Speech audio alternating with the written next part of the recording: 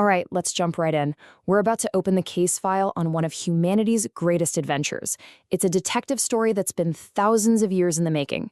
The history of physics. You know, at its heart, this whole epic story is really just a hunt for answers to a couple of massive questions. What is the world actually made of, and how does it all work? These are the central mysteries our detectives of reality, the physicists, have been trying to crack from day one. So for most of human history, the clues were, well, they were few and far between. You had early thinkers, from ancient Greece all the way to the Islamic Golden Age, who started looking at the world and thinking, hey, maybe there's a reason for this that isn't just magic. They started relying on logic and observation, and in doing so, they became the very first detectives on the case, patiently gathering those first bits of evidence. And let me tell you, that first phase was long. This was not a quick solve. It was more like a global relay race of discovery. The baton was passed from Aristotle and his early methods to brilliant Arab scholars like Ibn al-Haytham, who didn't just preserve that knowledge but actually advanced it, all the way to Copernicus, who basically lit the fuse for a full-blown revolution in thinking. And that revolution? It gave us the first major breakthrough in our case. Our detectives finally got their hands on a proper toolkit, a way to start cracking the mysteries of the visible, everyday universe that we all see around us. And what was this incredible new toolkit? It was the scientific method itself, a clear, repeatable process. You observe something, you come up with an idea, a hypothesis to explain it, then you test that idea with an experiment, and you keep testing.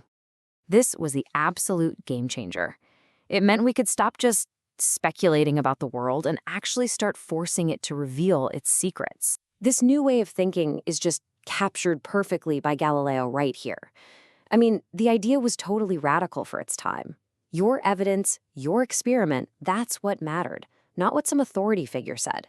The reasoning of one person with good evidence could actually overturn 1,000 years of established belief. So, armed with this amazing toolkit, you get people like Isaac Newton, who pieced together this incredibly complete picture, what we now call classical physics. And suddenly, the universe looked like a giant, perfect, predictable clockwork machine. You had laws of motion, you had predictable gravity, and space and time were just this fixed, unchanging stage. It honestly felt like the case was solved. But you know how these stories go, right? Just when everyone was about to close the file and call it a day, the early 20th century delivered the biggest plot twist you could possibly imagine. A bunch of weird new clues started popping up, and they absolutely shattered that neat, tidy, clockwork picture of the universe. And the whiplash must have been staggering. The world we thought was predictable and absolute was suddenly probabilistic and relative. Solid matter wasn't really solid at all. It could act like a wave.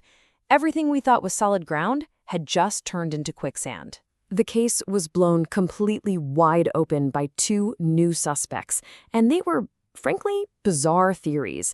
Let's meet the two culprits responsible for turning all of physics on its head: Einstein's relativity and the incredibly strange new science of quantum mechanics. Now, these theories didn't just add a little footnote to the old physics books. Oh no. They forced a complete and total rewrite of the entire cosmic rulebook. The clues they uncovered painted a picture of reality that was weirder and way more wonderful than anyone could have ever dreamed. Okay, so first up, Einstein's theory of relativity. It told us that space and time aren't two different things. They're actually woven together into the single four-dimensional fabric called space-time. And what we feel is gravity, that's not some mysterious force pulling on us. It's just the shape of that fabric being bent and warped by heavy objects, like planets and stars. We're literally moving through curved spacetime. And one of the most powerful clues from relativity is hidden inside the world's most famous equation, E equals mc squared. All it's really saying is that mass is just a super concentrated form of energy. And if you can convert even a tiny, tiny amount of mass, you unleash a tremendous amount of energy. That simple idea is the secret to how stars shine, and the incredible power locked deep inside every single atom. But all the strangeness wasn't just happening on the huge cosmic scale. As the physicist Richard Feynman put it, The world of these super small was like an encyclopedia on the head of a pin. Which brings us to our second prime suspect, the equally bizarre world of quantum mechanics. So down in the quantum realm, the rules we live by just get thrown out the window. Energy isn't smooth and continuous. It comes in these little distinct packets called quanta. Particles, like electrons, can act like particles 1 minute and like waves the next, and nothing is certain anymore. Reality is all about probabilities. It's not a clockwork machine, it's more like a casino, where the very act of observing a particle actually changes what it's doing. So you take these two revolutions, relativity and quantum mechanics, and you combine them with amazing astronomical discoveries from pioneers like Henrietta Leavitt, and our entire place in the universe just gets flipped upside down. In just a few decades, we went from thinking we were at the center of everything to realizing we live on a little speck of dust orbiting an average star in an ordinary galaxy among billions of others. So, with this incredible new map of a vast, quantum, relativistic reality, you'd think the detective story was finally wrapping up, right? Well, not even close. In maybe the most shocking twist of all, astronomers started to realize that most of their new map was blank. The case wasn't just open, it was way, way bigger than they ever imagined. How much of it was blank? Get ready for this. 95%. That is the amount of the entire universe that is estimated to be made of stuff we cannot see, we can't touch, and we can't directly detect in any way. It's a massive blind spot in our investigation. Let's just look at this breakdown. It's a picture of how much we don't know. Everything we've ever studied or even seen, every star, every galaxy, every planet, you, me, this screen, it's all in that tiny 5% sliver they call ordinary matter. The other 95%?